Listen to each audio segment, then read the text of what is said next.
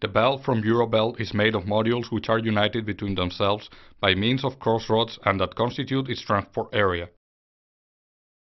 Its modular configuration allows us manufacturing your belt according to your demand. To make the union between the module rows, these modules have some transversal passing holes where we can insert the crossroads.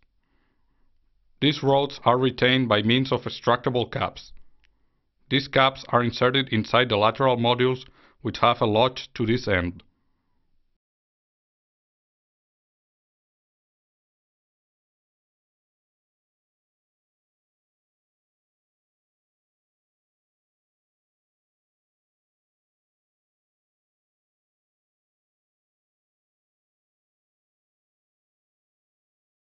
Finally, to make the positioning of the belt on the conveyor easier, both extremities are united on the upper side of the conveyor.